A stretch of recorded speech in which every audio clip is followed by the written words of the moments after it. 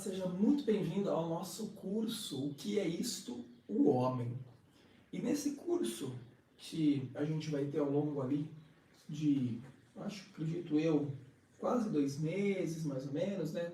Pensando aí uma aula por semana que a gente vai lançando, nós iremos então querer compreender e perpassar o que vem a ser esse ser vivo, né? Esse ser humano que é completamente diferente dos demais animais e ao mesmo tempo que ele é completamente diferente dos demais animais, ele também é diferente em si, né? No sentido de pensar assim, olha, eu não sou nem um pouco próximo do que a outra pessoa, nós somos muito diferentes.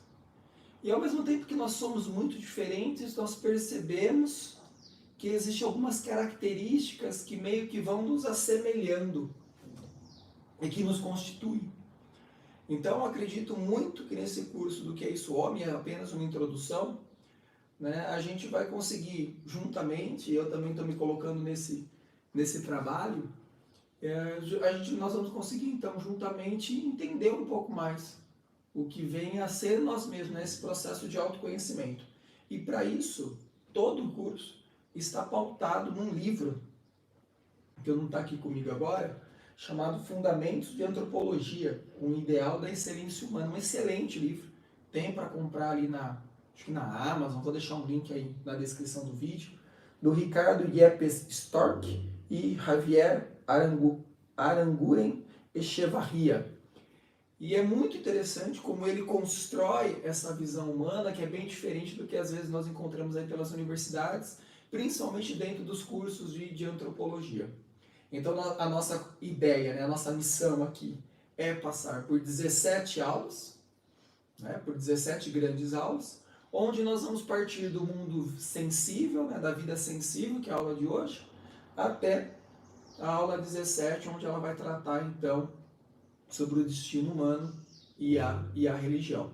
Né, que a gente possa junto compreender um pouco mais isso, que vocês tenham paciência, que a gente possa se autoconhecer e estudar mais. E logo na primeira aula, né, que é essa aula que a gente está fazendo aqui, que além dela ser introdutória, ela já é o início, a gente começa a perceber, através dos autores, a grande metodologia que eles utilizarão. Que é o seguinte: vamos partir do mundo sensível, do mundo dado, daquilo que nós estamos vendo, pegando, tocando, até o mundo das grandes ideias. Porque se nós invertermos isso e começarmos a falar das grandes ideias, nós não estaremos partindo de um princípio menor para o maior, mas do maior para o menor, e isso é complicado. Então a didática que eles utilizam, que é a didática que nós vamos utilizar aqui, ela é muito interessante, muito proveitosa, porque ela parte do que é mais simples para o que é mais complexo, para o que é mais quimérico, né? O que é mais difícil de nós acessarmos. Então, primeiro ponto. Sabemos, e a gente percebeu isso nessa introdução de aula, que a vida humana ela é extremamente complexa. E que por mais que nós falemos dela, nós nunca vamos conseguir abarcar tudo aquilo que ela pode compreender. Ainda mais se nós queremos, num bate-olho, querer definir o que é ser humano. Talvez essa pergunta, né, o que é o homem, é uma pergunta extremamente complexa, extremamente profunda. Talvez a gente nunca tenha essa resposta dada, né, ali na ponta da língua. Mas é como se alguém perguntasse para mim, Mateus, o que é o homem? Eu teria que falar, vamos sentar aqui, pede lá um café, vamos começar pelo primeiro ponto. Então, isso já é uma grande missão. Definir o que é o homem e as suas características, os seus desenvolvimentos, é uma tarefa nem um pouco fácil. Mas é preciso começar. E nós vamos começar a partir do que é dado, que é o seguinte: o homem é um ser vivo. O homem é um ser vivo. Ele está aqui, nesse instante, neste momento.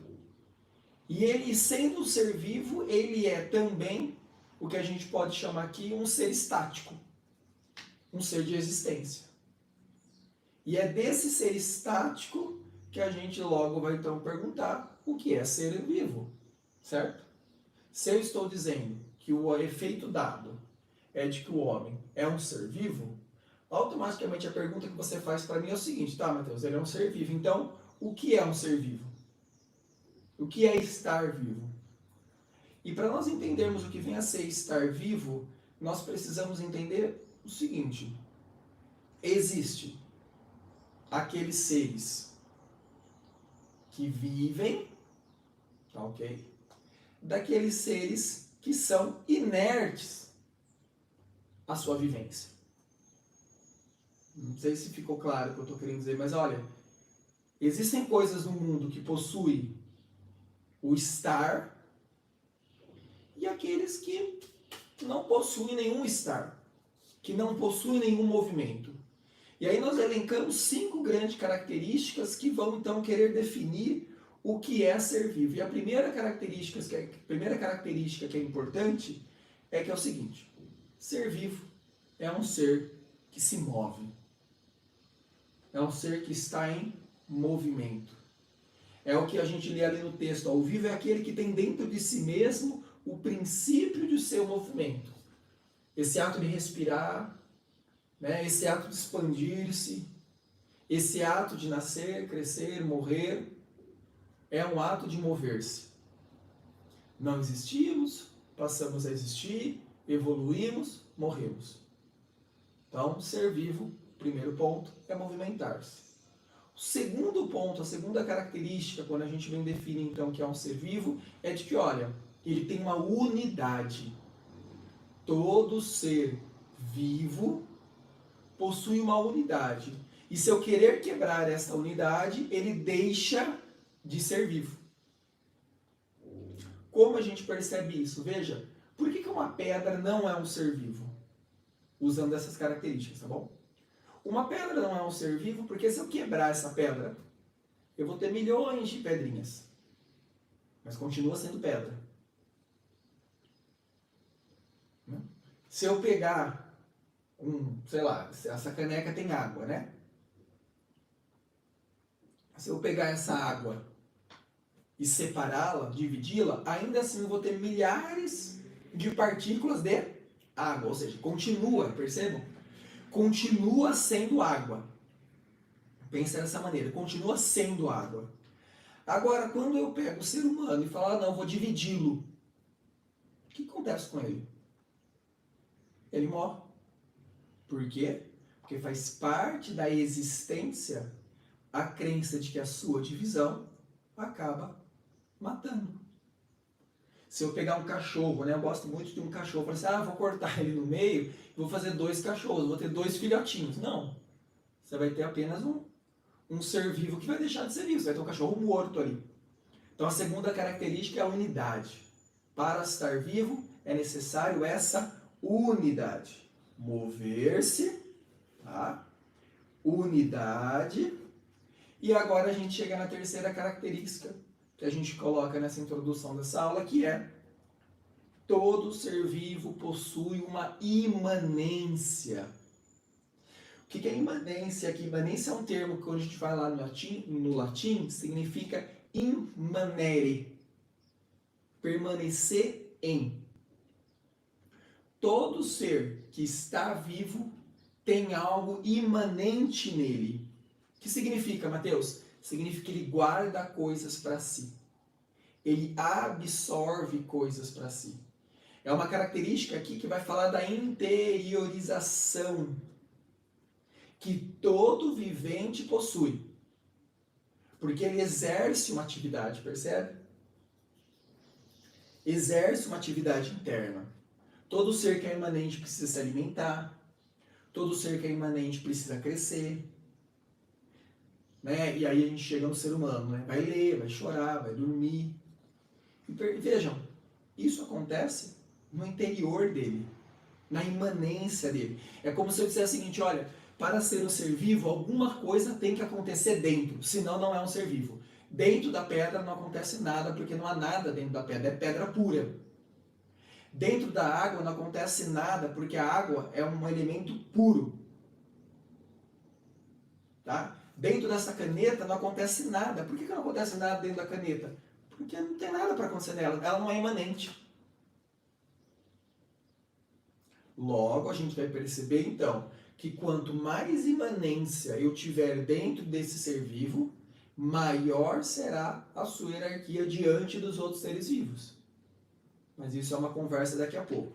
Então, ó, automover-se, unidade e depois o que a gente falou aqui da imanência. Mas existem 5, lembram? O quarto ponto que é importante, que é uma característica também do que é ser vivo, é da autorrealização. Vejam, essa autorrealização aqui é justamente um processo que, para estar vivo, precisa querer viver. No sentido assim, tem que se alimentar, tem que se desenvolver, né? Tem que evoluir, tem que correr atrás. Porque a gente vai então, percebam, nessa ideia de autorrealização, se dilatando. Até o nosso tamanho.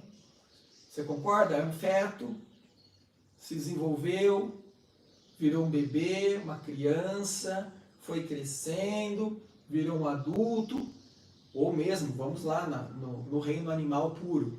Era um filhotinho que virou um cachorro, que cresceu, que era um cabrito, que era um bezerro, o bezerro virou um boi. Ó, ele se autorrealiza, né? Ele se desenvolve, é um desdobramento dele consequente, né? Que vai se aperfeiçoando, que vai se desenvolvendo. Por isso que, o que é viver? Viver é crescer. Como você cresceu, significa como você viveu. E a última dessas 5 características que a gente tem elencada ali é de que é um processo cíclico e harmônico.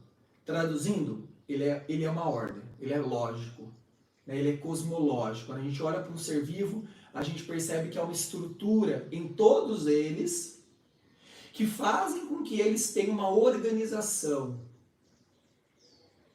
Se você está doente, o que acontece? O que é estar doente? Estar doente é estar fora da lógica.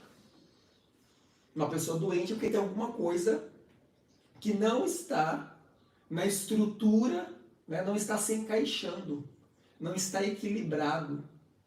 Então, essa é a 5ª característica do que é ser vivo.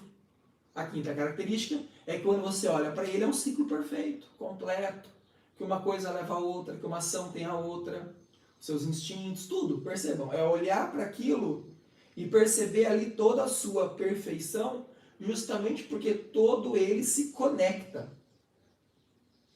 E essas 5 características que nós vimos, ou seja, automover-se, unidade, imanência, autorrealização e cíclico harmônico, essas 5 características, elas possuem o que a gente vai colocar aqui também como uma hierarquia. Porque a vida é hierárquica, né? A gente pega lá Aristóteles, é a sua estrutura, né? Você tem o campo do material, né? Do mineral, vegetal. Do vegetal você tem o animal, e do animal você tem o ser humano, do ser humano você tem Deus e assim por consequência. Mas há uma estrutura e há uma hierarquia dessas estruturas. E quando a gente olha para essas estruturas, quando a gente olha para esse ser humano, a gente percebe que assim, olha, há um modo de eu dividir essa estrutura através do seu processo de imanência. Lembra que eu acabei de falar? Quanto maior for a imanência, maior a sua estrutura enquanto ser. Quanto maior a imanência, mais perfeito você é, se é que eu posso usar esse termo. Ou mais próximo da perfeição você está. Se eu coloco isso, então, de bate-pronto, você fala que Mateus é o ser humano. É o ser humano. Nada acontece mais dentro de um ser vivo do que dentro de um ser humano. E essa hierarquia, a gente percebe no texto, ela é dividida em 3 grandes campos. O que a gente vai chamar de vida vegetativa, vida sensível e vida intelectual. Que são como os 3 graus. Vegetativo, sensível, né? Sensitivo, e a intelectual, que passa a ser do homem, porque só o ser humano tem essa concepção perfeita desse intelecto. Lá na vida vegetativa, então, que é a primeira que a gente está vendo, é próprio das plantas e de todos os animais superiores a ela. Em que sentido que eu digo isso? É que dentro do campo vegetal, você tem o processo de nutrição, o processo de crescimento e o processo de reprodução. É isso que tem. Não acontece mais nada dentro do campo vegetativo. Entendem? Não tem nada ali. É isso. Uma flor não fica pensando sobre a vida, discutindo os problemas da humanidade, nem nada disso. Uma flor nem sabe que é flor. Uma flor nem sabe que é flor. Por quê? Vejam, imanentemente nela, praticamente nada acontece. Apenas reproduz, se nutre e, consequentemente, cresce. Quando nós elevamos para o segundo nível, ou para o segundo grau, que é a vida sensível, a gente percebe ali que já existe, na vida sensível, nesse grau sensível, a percepção. Traduzo. Já na vida sensível, existe aqui um sistema perceptivo que consegue compreender, através de estímulos, o presente, consegue compreender o que está mais perto, o que está mais longe, o que aconteceu, e consegue até talvez perceber o futuro, ou seja, haverá um amanhã. Mesmo que eu não esteja aqui, haverá um amanhã. Você começa a sentir. E você começa a sentir justamente por quê? Porque você é estimulado para isso. É a realidade se apresentando e eu, como questão sensitiva, como grau sensitivo, consigo captar aquilo que está externo para o interno. E dentro desse interno, percebam, acontece um processo de imanência. Acontece um processo que está além do nutritivo, que está além do crescimento, que está além do reprodutivo. E essas características que fazem parte então da vida sensível, ela se desdobra em 3 outras que formam a essência dessa vida sensitiva. A primeira, diz o texto lá, olha lá, o caráter não modificável, o automático do circuito estímulo-resposta. Faz parte do mundo sensitivo esse sentimento, essa estrutura de ver as coisas através do estímulo e da resposta. Você estimula, você tem uma resposta. É natural. Segunda característica, existe aqui agora uma intervenção da sensibilidade, tá? Que vai desencadear uma conduta. Aqui na vida sensitiva, você já percebe que existe um processo de conseguir perceber o como agir. E olha, guarda o que eu estou dizendo aqui, eu não estou falando do ser humano. O ser humano faz parte dessa vida sensitiva. Mas se você pegar alguns animais, eu vou usar o cachorro que é mais próximo nosso, ele é sensitivo. Você concorda comigo? Já acontece alguma coisa dentro daquele animal, dentro daquele cachorrinho, que ele consegue perceber as coisas, e nesse ato de perceber as coisas, ele consegue modificar, dentro da sua proporção de ser cachorro, a atitude perante o ato. Quem tem animal de estimação sabe o que eu estou dizendo. Concorda? O que acontece ali? Ele tem já essa percepção, essa sensibilidade. Não estou dizendo aqui que o cachorro... Guarda só isso. É dado, é um fato dado, que quando você olha um cachorro e ele percebe que o ambiente está triste, ele também se recolhe. Ou seja, ele também se fecha, né? Ele também meio que vai sentindo o que está sendo sentido em volta, como você. Se você é um ser humano que tem todas as suas características estruturadas, você entra num ambiente, o ambiente está triste, você não vai ficar dando risada. Porque se for assim, você não consegue parar daí no velório. Mas você tem essa habilidade, né? essa constitucionalidade de entender que o ambiente reflete a minha atitude. E a terceira, claro, é que é a realização de fins exclusivamente específicos ou próprios da espécie. Traduzo. Essa terceira característica da vida sensível é o que vai mostrar a realidade daquilo que ele foi feito. O cachorro agiu como cachorro. o ser humano agiu como ser humano. É essa característica aqui, ó, exclusivamente específica ou própria da espécie. O cachorro sente? Sente, mas ele vai sentir e vai agir como cachorro.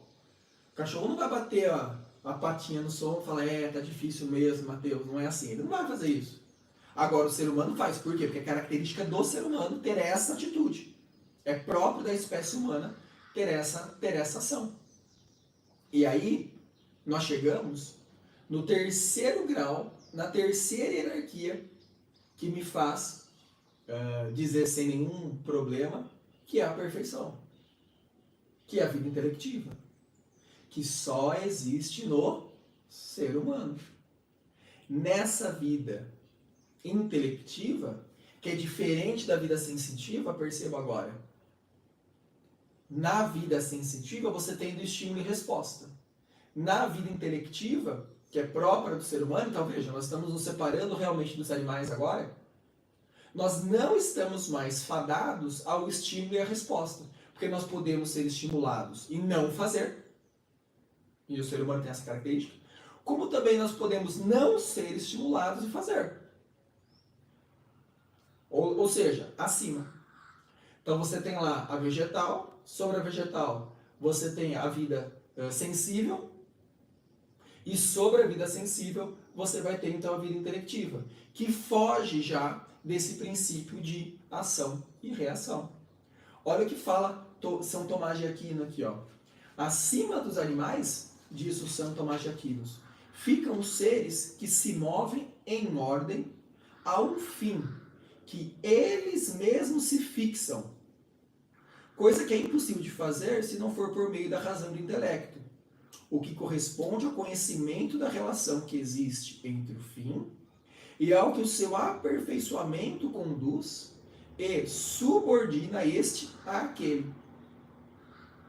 Entenderam o que São Tomás está falando aqui?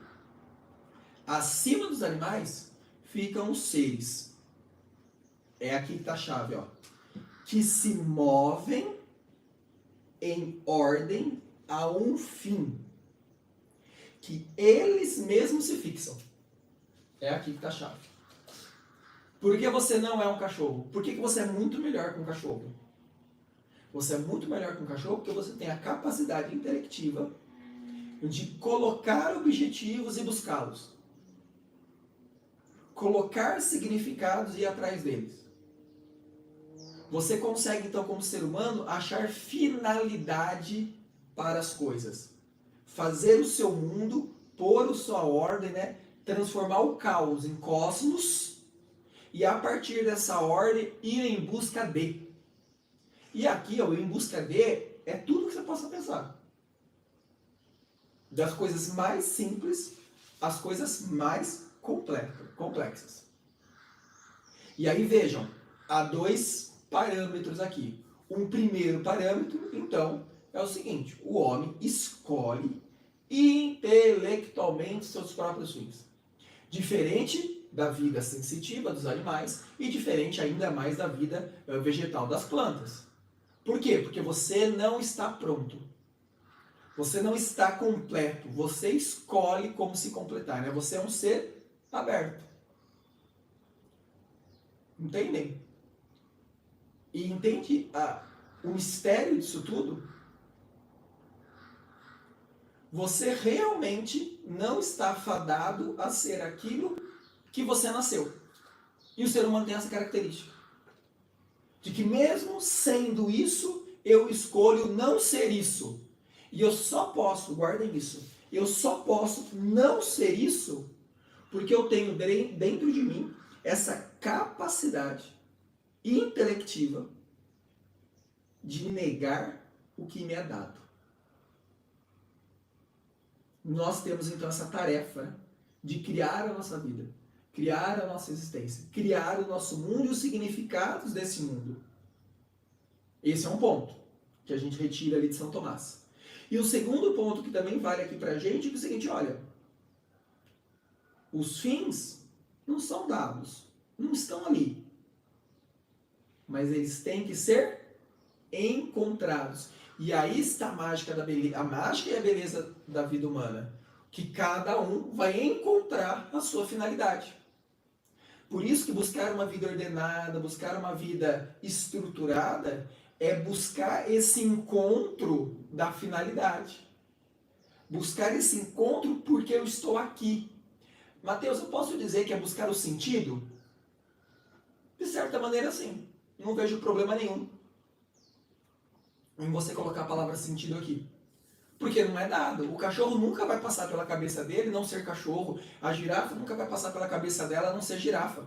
Ela vai ser. Na verdade, ela é. Já o ser humano, não. O ser humano, como vai ter esse princípio intelectual, a gente vai entrar nisso agora, eu tenho que encontrar o significado da minha existência. Traduzindo, eu tenho que descobrir o que eu sou. E essa descoberta do que eu sou é a aventura da vida humana. Perceba como a gente está completamente diferente lá da planta?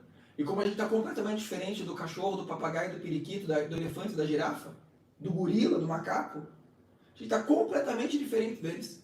A pequena porcentagem que a ciência diz que separa o animal de um macaco é essa porcentagem que faz a nossa vida ser completamente diferente de qualquer outro ser vivo.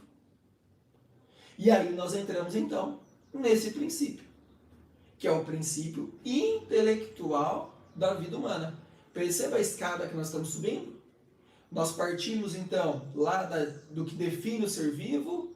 Do ser vivo, a gente percebeu que existe uma hierarquia desses seres vivos, vegetal, sensível, intelectual. E agora, já que a gente falou que o ser humano é um ser intelectual, a gente precisa entender o que vem a ser esse ser intelectual. É o que é esse intelecto que nos forma como seres humanos. E não se esqueça, nós estamos falando de antropologia. O curso é uma introdução à antropologia, tendo como base essa referência bibliográfica que a gente citou aqui no início. Então percebam, qual é o princípio intelectual aqui da vida e da conduta humana? Efeito dado? Esse daqui, ó. Nós aprendemos. Ponto. Nós somos seres de aprendizado. Se ninguém ensinar para nós, nós não saberemos como fazer. E eu estou falando das coisas mais simples, do comer, até as coisas mais complexas de acreditar em Deus, salvação, vida correta, virtudes e assim por diante. Não é à toa que nós somos os únicos seres vivos que têm uma infância completamente prolongada e que nós por muitos e muitos anos necessitamos da ajuda dos mais velhos para nos formar, ou usando um termo aqui, para nos fazer entender o que é ser humano, o que eu sou. O que é a educação, senão um processo de ensinar o que você é? Educação aqui não é matemática, química, física e biologia. Isso está muito, muito evoluído. Vejam, isso está muito para cima. Isso está em ordens intelectivas muito maiores. A educação que eu estou me referindo aqui é a educação básica de saber o que eu sou, o que eu posso, o que eu não posso, quais são os meus limites, até onde eu vou, até onde eu não posso ir. Que é a educação mais básica possível, que vai me formar como ser humano e que vai me colocar, então, na vida com os demais seres vivos, no caso, com os demais seres humanos.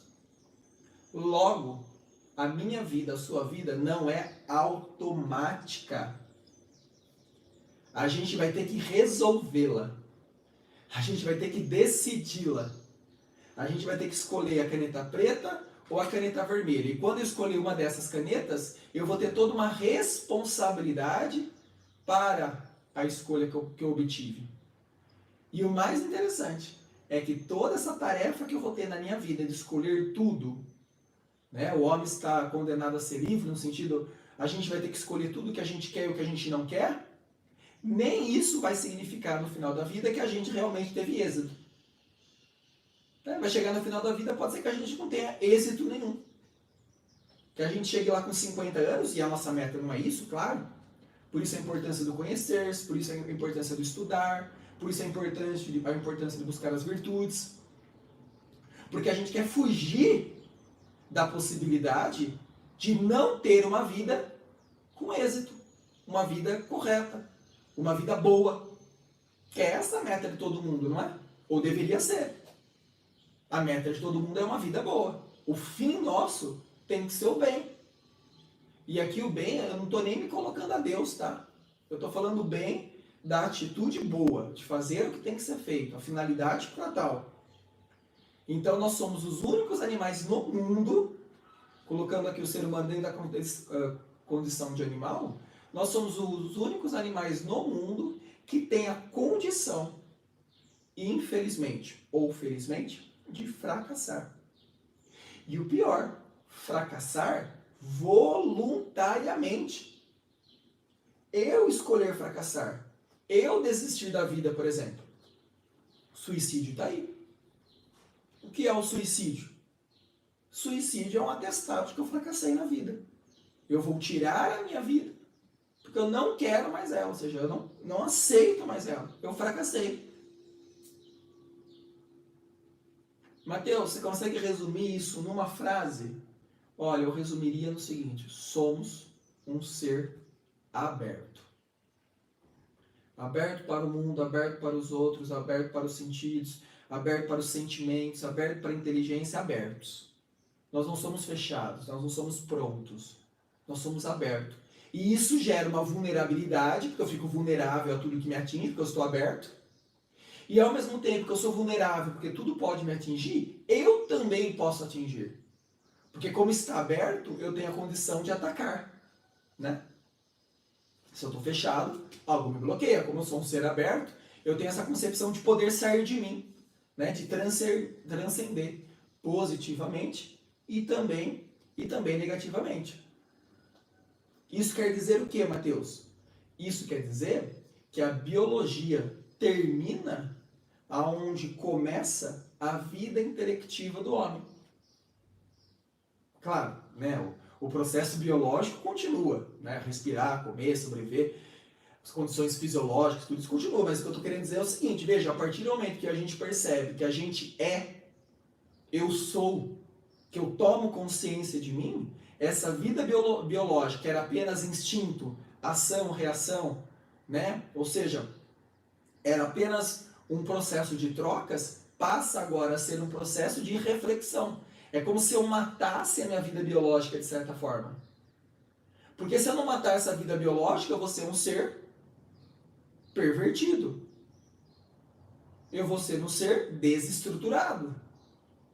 E por que eu vou ser um ser desestruturado? Porque se eu não consigo negar o meu impulso, o que eu sou? Eu sou um animal. Né? Se eu não consigo negar os meus instintos, o que eu sou? Eu sou um animal. Agora, como eu tenho consciência, eu nego essas minhas vontades, eu nego esses meus desejos em nome de. E esse em nome de aqui é o que a gente vai chamar de intelecto, que nós vamos chamar aqui de razão. E aí percebam, o que eu estou fazendo agora? Eu estou começando a separar vida intelectual de vida material. Ou melhor, eu estou construindo agora, e é essa a nossa meta da aula de hoje, eu estou construindo a visão de que o homem é mais do que um corpo, que o homem é mais do que seus instintos, que o homem possui uma inteligência. E essa inteligência que o homem possui, e olha agora a volta que a gente vai dar, só existe, só acontece, só continuará existindo enquanto essa existência estiver dentro de um corpo. Acabei de dizer que a gente está se separando, não foi? Separando a vida vegetativa, separando da vida sensitiva, ou seja, nós estamos meio que afastando o que é corporal para algo mais espiritual, vamos colocar assim, mais intelectual. Só que existe um reverse nessa história. Eu só consigo fazer isso, eu só consigo me separar se eu estiver dentro de algo. E o que é esse algo? Esse algo é o corpo. E o que é o corpo? O corpo está, na questão humana, né? O corpo está em função das suas condições intelectuais. Tudo que eu estou fazendo aqui é meu intelecto, concorda? É meu intelecto que está pensando, é meu intelecto que leu o livro, é meu intelecto que resumiu, é meu intelecto que está tentando dar uma explicação. Só que esse intelecto só é possível se, e somente se, eu tiver a fala, se eu tiver os gestos, se eu tiver o olhar. Ah, Mateus, eu posso dizer que é tipo sentidos? Sim, é tipo sentidos. Porque se eu não tiver os sentidos, eu não tenho a abertura para esse mundo intelecto funcionar. Se eu não tenho a corporidade, nada acontece. Por que nada acontece? Porque é simples. Se não existe matéria, não existe intelecto. O intelecto sozinho por si não está no mundo. Não constrói o mundo. Não olha o mundo. Não sorri. Não anda. Não se expressa, né? Pensando aqui a ideia de face, né? Ele não se expressa. Mas é justamente por termos o intelecto alicerçado ao corpo que toda a intelectualidade é transmitida. Recebida e transmitida.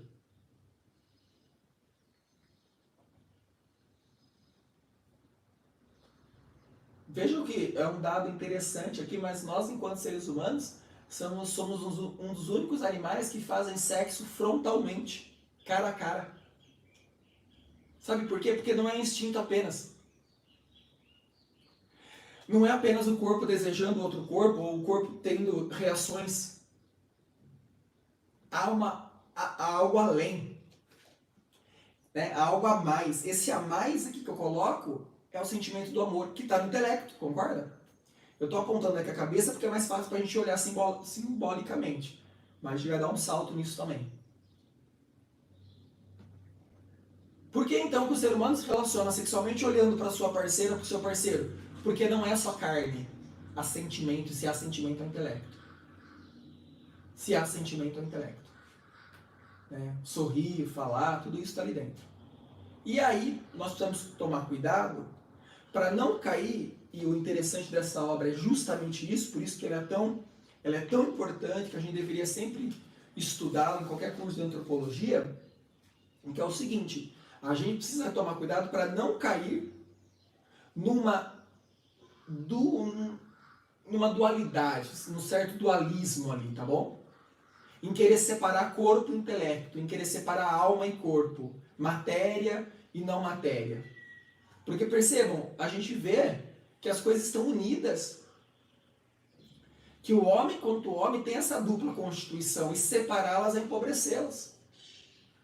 E quando isso aparece? Isso vai aparecer quando a gente já olha para o ser humano. Quando a gente escuta, por exemplo, lá, corpo e alma. Quando a gente escuta lá, né, matéria e espírito, que a gente falou. De um modo que, se a gente quiser separar, parece que não é por aí que a coisa tem que andar. Né? Descartes já dizia, né? Descartes vai fazer essa separação também entre aquilo que ele vai chamar de res cogitans e res extensa, que seria o seguinte: olha, existe uma substância pensante e existe ali uma substância material. Mas vejam, se eu fizer isso, eu separo. E a gente está percebendo o que na aula de hoje? Que uma coisa relaciona-se com a outra. E se nós pegarmos a história do pensamento, desde lá da Grécia, né, a gente está falando aqui de Ocidente, mas desde lá da Grécia até a modernidade, a gente foi percebendo que esse homem, quando olhava para o indivíduo, quando olhava para o ser humano, gerava essa separação quase que automática. O primeiro que vai falar sobre isso vai ser Pitágoras. Lá no século IV a.C., Pitágoras já dividia e difundia na Grécia essa visão de que, olha, há um corpo, há um espírito, há algo que pensa e há algo que se toca, se pega.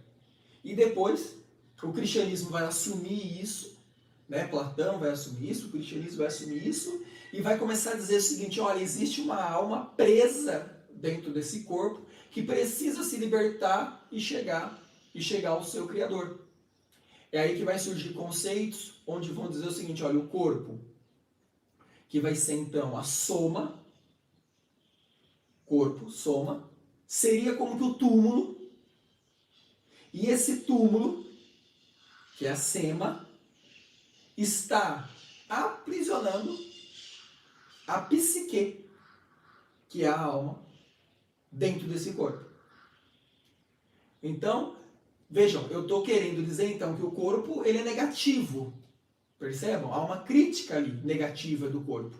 E essa alma só será feliz quando sair desse corpo e ser ela, enquanto alma, enquanto psique pura. Então, estar no corpo é uma maldição. Estar no corpo é corruptível, né? É um acidente ou um castigo estar nesse corpo. Essa é uma primeira leitura que a gente tem sobre essa dualidade entre corpo e alma, ou corpo e espírito, ou intelecto e matéria. A segunda leitura, que é ainda mais problemática, e que infelizmente a gente cai nela hoje, quando a gente entra na modernidade, é a leitura que vai reduzir o ser humano a um materialismo desenfreado. Né? A partir do século XVIII, XIX, começa a se olhar o ser humano e olhá-lo apenas como algo físico, químico, biológico. Né? A própria filosofia da mente começa a entrar num caminho, né? Num trajeto de, olha, na verdade, nada mais é do que um monte de neurônios funcionando como que uma calculadora, como que engrenagens que fazem tudo isso que você sente, fala, pensa, acontecer. O que eu estou fazendo? Eu acabo então reduzindo todas as emoções, todos os sentimentos a apenas uma atitude bioquímica dos neurônios. Como se isso fosse apenas um estado da matéria. Então, olha, a primeira vai dizer o seguinte, a primeira vai dizer que, olha, verdadeiramente existe um mundo humano, que é corporal, material, e existe esse mundo espiritual. Essa é a primeira leitura. Que existe como que duas características, como que se houvesse a possibilidade de eu sair de mim para olhar para mim. E a segunda característica, que é esse materialismo ali, vai incluir, então, toda essa saída que a gente chama de psique, toda essa saída que a gente chama de alma, toda essa saída que a gente chama de espírito, de intelecto, vai reduzir tudo isso daqui à matéria. Então, não existe res cogitans, né? Não existe ser pensante, matéria pensante. Só existe res extensa, né? Substância material. E aí, olha que interessante o que acontece. O homem fica coisificado, o homem vira uma coisa. O homem se equipara a um animal. O homem se torna mais um animal dentre os outros, que apenas tem uma biologia, uma fisiologia, uma neuroquímica mais desenvolvida que os demais animais que são páreos dele. Coisificamos o homem. Só que percebam, e essa é a graça dessa obra. Por isso que vale muito a pena lê-la e acompanhar as demais aulas. Mas não é assim, né? Você concorda que não é assim? Existe esse corpo, mas esse corpo ele é animado. Ele é animado por alguma coisa. E essa animação desse corpo, que me anima, que parece que é o outro eu falando dessa corporidade, é o que nós vamos chamar aqui de alma, tá bom?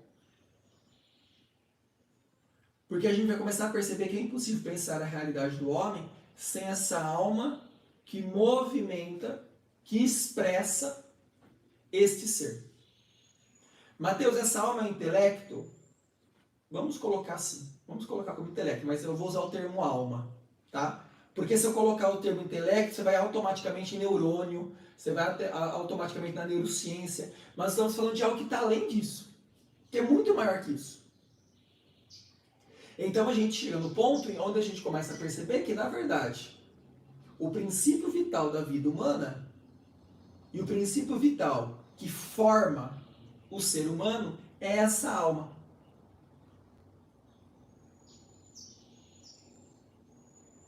Quando a gente pega lá a obra de Aristóteles, a antropologia aristotélica, a gente percebe que para Aristóteles não existe essa dualidade entre corpo e alma. Pelo contrário, é uma coisa só. Quando a gente vai na antropologia atomista também, mas na aristotélica que a gente está falando aqui, a gente percebe que a alma é um conceito fundamentalmente biológico. E quem tem alma? Quem tem alma é quem vive. Os seres inanimados, inertes ou mortos não possuem alma. E por que eles não possuem alma, Mateus? Eles não possuem alma porque eles não têm mais movimento. Eles não possuem mais alma justamente por causa disso. Ó. Eles não se automovem, né? Eles não têm unidade, eles não têm imanência, eles não têm autorrealização, eles não têm uma concepção harmônica das coisas. Se você retirar a alma do ser, todas essas características que a gente viu no começo da aula desaparecem. Sabe por quê? Porque a pessoa está morta. Porque a pessoa está morta. Então, em primeiro lugar, a alma, ela não vai se opor a um corpo, mas ela vai fazer parte desse corpo. Um exemplo para ficar melhor compreensível. Pega uma garrafa plástica e pega uma rosa. O que você percebe ali?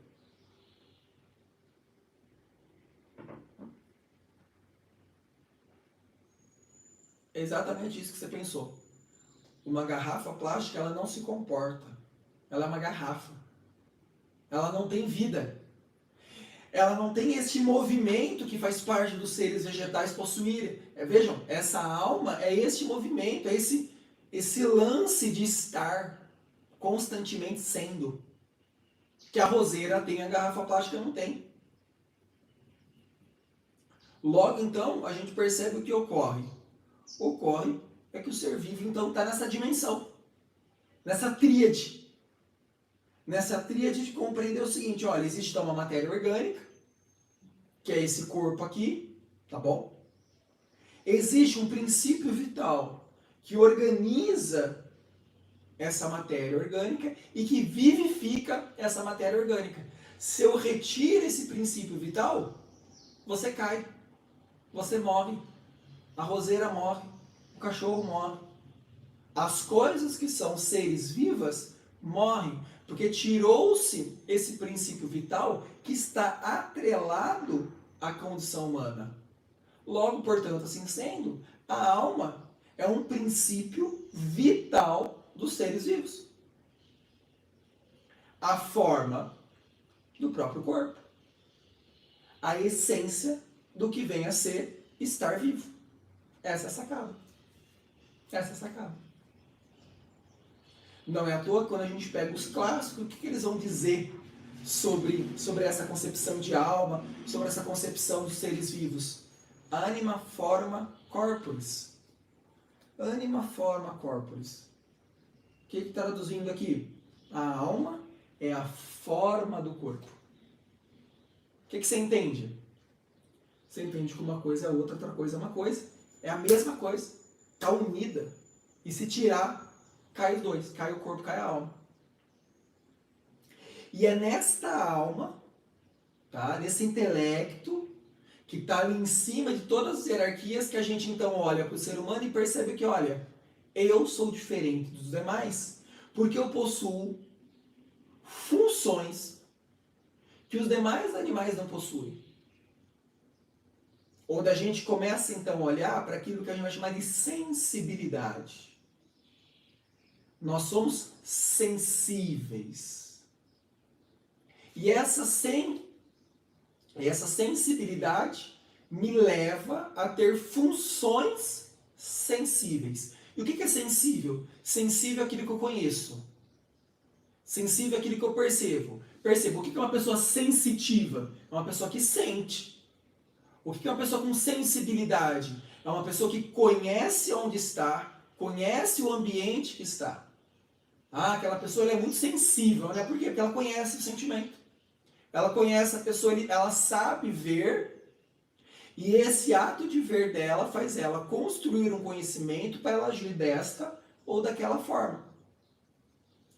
Logo, todo ser humano é um ser sensível, no sentido que está aberto ao conhecimento.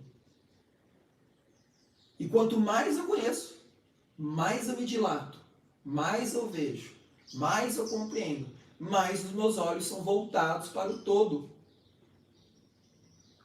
E aí nós percebemos então que esse processo de conhecimento, esse processo de aprendizado, esse processo de ser humano, parte então desses sentidos externos, que é a sensação, aquilo que me vem de fora para dentro.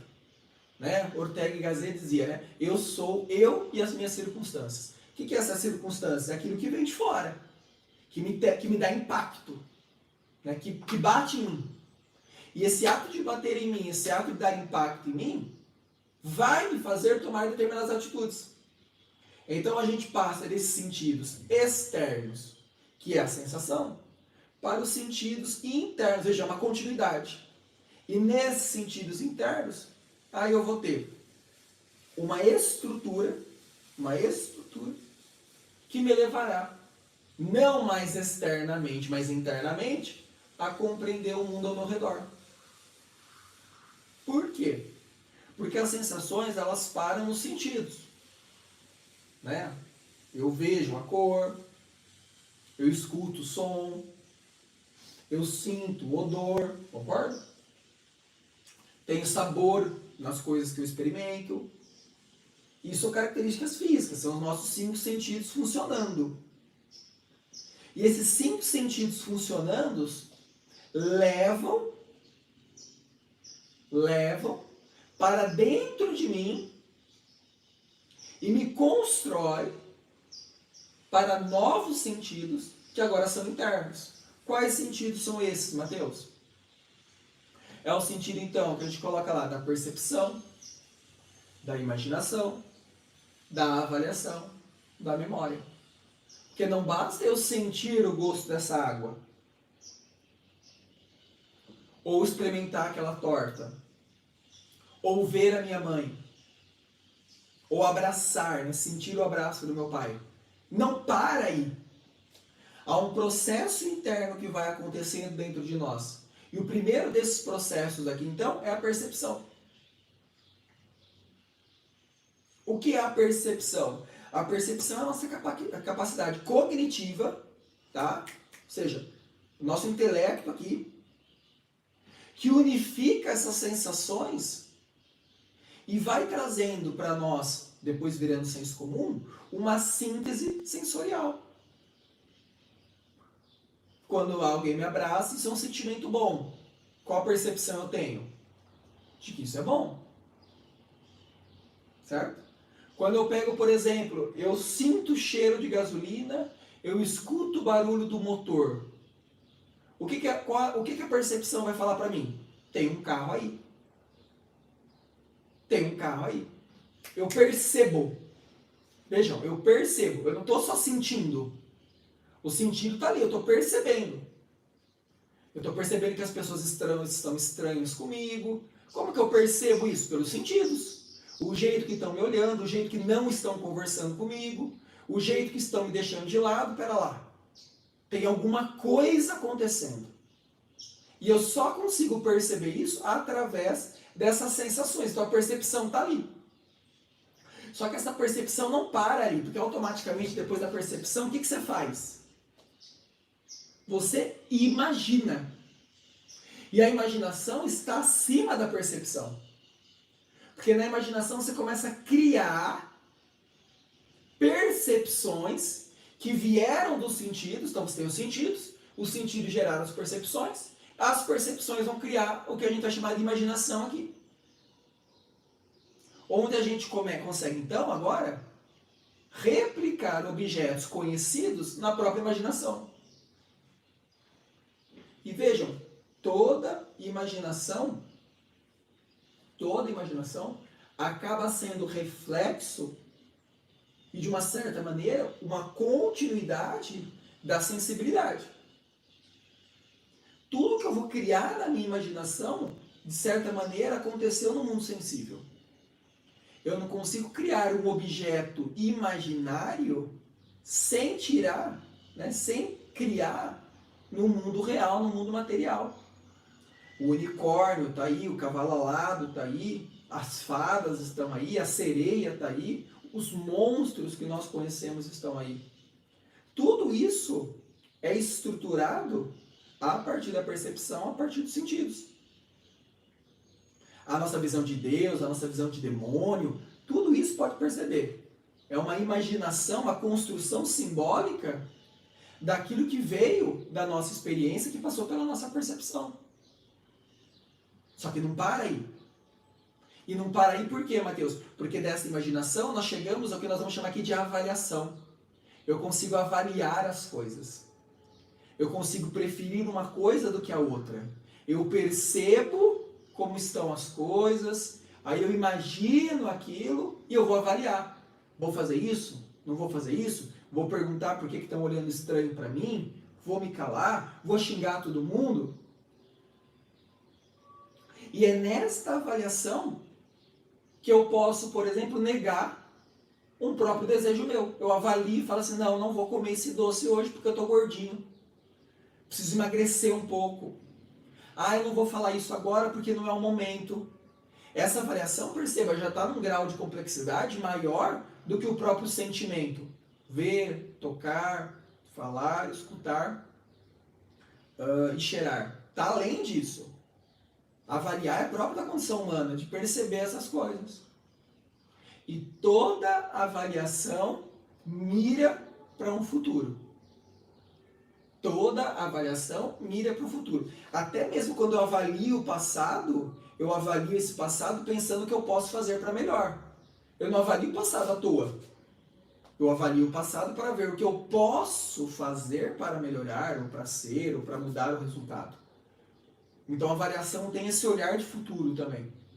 Mesmo se a gente olhar para o passado, mas toda avaliação é assim, o que eu farei. O que eu fiz, o que eu vou fazer agora. E por último, tudo isso se resume no enlaço da memória. Porque se nós não tivéssemos memórias, a gente não teria aprendido nada.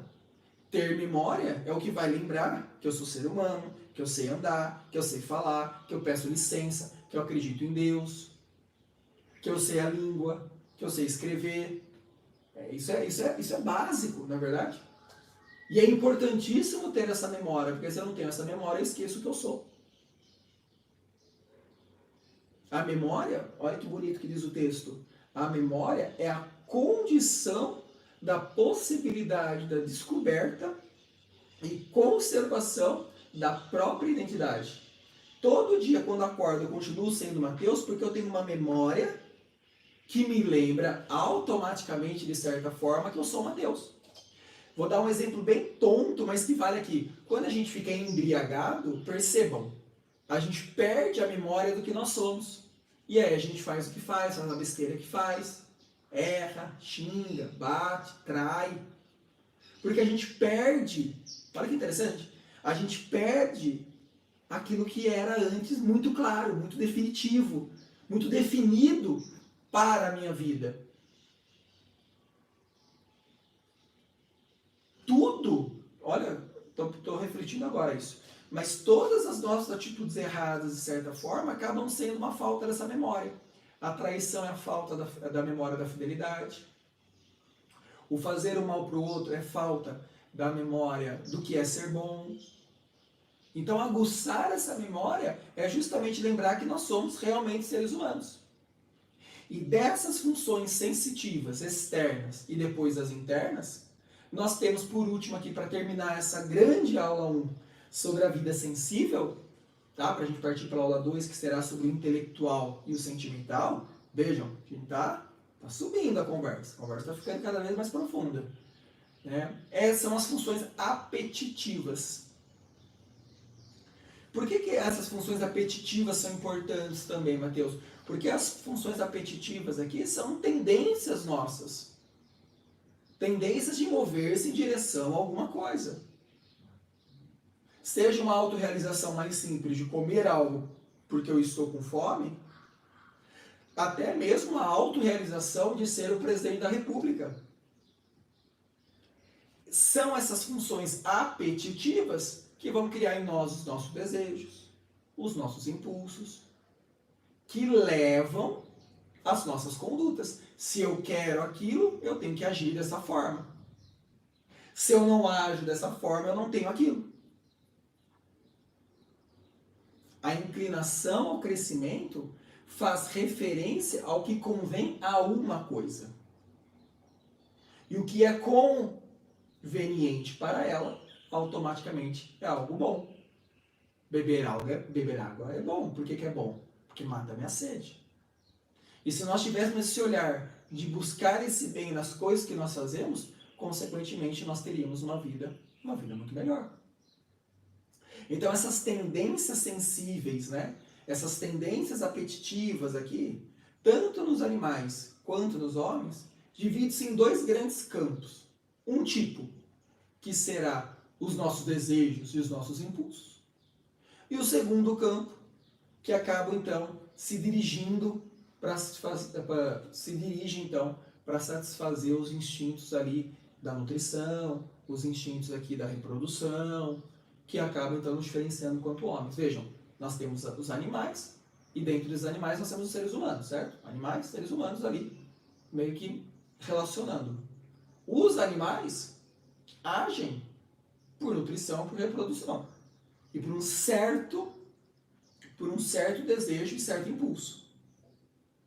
Os homens também agem por nutrição, agem por reprodução e agem ainda mais por esses desejos e por esses impulsos, que levam a termos determinada conduta, que levam-nos então a nos inclinarmos, se formos pessoas que devem a isso, inclinarmos para aquilo que é bom. Certo? Certo. Essa foi a nossa aula 1, então, de antropologia, chamado Que é Isto, Homem. Na nossa aula 2, a gente passa, então, a falar sobre o intelectual e o sentimental. Muito obrigado pela presença, pela participação. Qualquer dúvida, comente aí nos comentários, manda direct, segue a gente lá no Instagram, que é uma alegria poder compartilhar tudo aquilo que a gente estuda. Um abraço, obrigado, fique com Deus.